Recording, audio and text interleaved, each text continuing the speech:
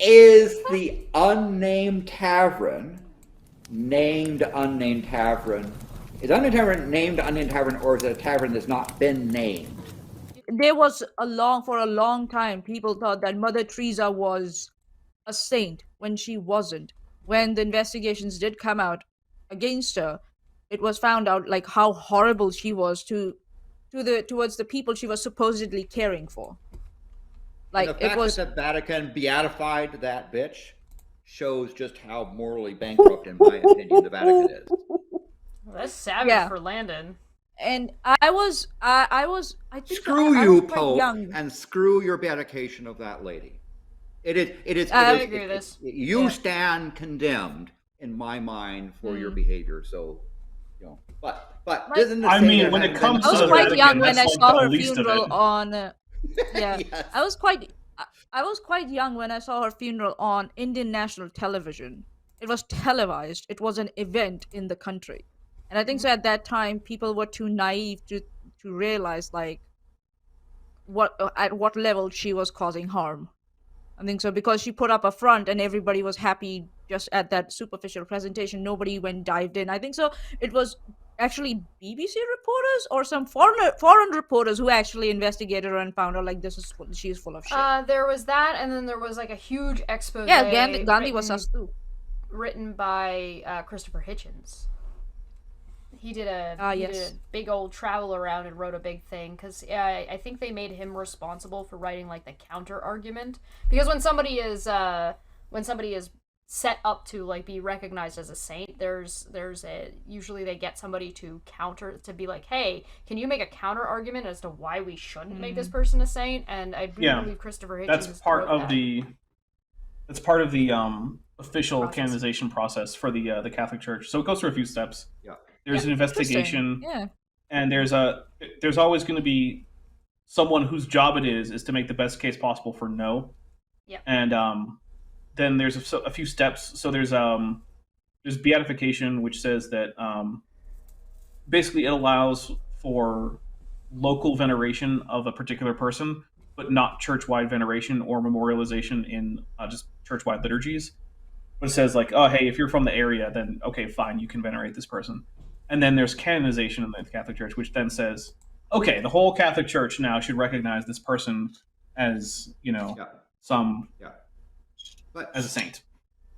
But the fact, for example, that there's a process moving forward to try to canonize Father Sarah is another example of just how, in my opinion, bankrupt in terms of sanity the Vatican process is. Now, this is to say there are some saints that are real doozies compared with people like Father Sarah or Teresa, right? But do they go and fix that stuff? Well, No. they don't have a long track record. You see, doing there Catholic isn't Church really is a a huge problem. decanonization. There isn't really a decanonization process. So make one. Well, what did they do with Saint Christopher? Right? They decided that was a mistake, and they deleted that thing. So Well, they so mostly haven't decided that really he didn't exist. How convenient. Well, and so you could say that the Who? concept of Mother Teresa as this holy person didn't exist, and you could revert that if you. Well, made a see, mistake. the big difference there, though, is that St. Christopher didn't go through that process.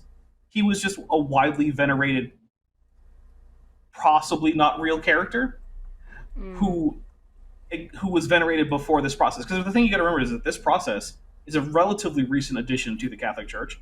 Before that, the way that people became saints was simply that they were widely venerated and referred to as saints and celebrated on particular days, and then that veneration would just spread.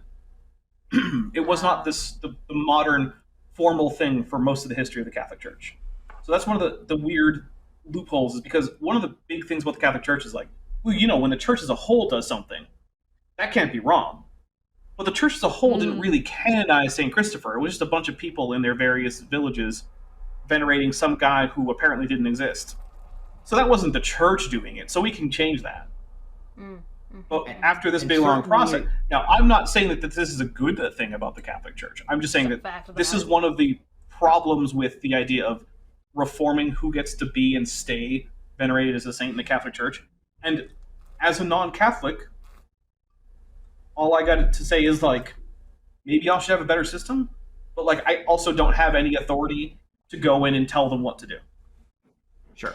And the Vatican lawyers, I mean, there are liturgical lawyers that can spin this stuff to amazing levels of things. That's if you ever heard and listen in on some of those discussions of they can count the hairs on the heads of alleged angels on the head of alleged pins, and then argue about it. Okay, the thing is like I think the one thing you need to know about the Catholic Church and its relation to Mother Teresa and what she did, and then that they decided to, knowing that information and what she did, decided to venerate her anyway. They decided to give her sainthood, knowing full well what she did and how she treated people, thus canonizing that it is okay and expected and in fact saintly to treat people in the manner in which she did. And we're maybe not talk about where exactly in the world she was doing this kind of shit, because it's not like she was doing it at the Vatican. Yeah, it's a third world country. Who cares, right? We should be glad that she was here, looking after us. The thing is that because I think so, the way they justified it also, like because Bible is like, oh, you humans are supposed to suffer, right? They're supposed to suffer before they get salvation, right? Something like that. And that's what it depends on which parts you're reading. Yes. Yeah, but that was the shtick Mother Teresa was following. Yes. That's why she denied medical care and medicines to to the people, and even children do that under herself. her care. But didn't do that herself. No, she didn't do it. She didn't tell them to do it. She just said that, we are supposed to suffer whatever God puts us through. So blah, blah, blah, blah. So everybody was like, yeah, okay, right. No doctors allowed in here. Fuck my life.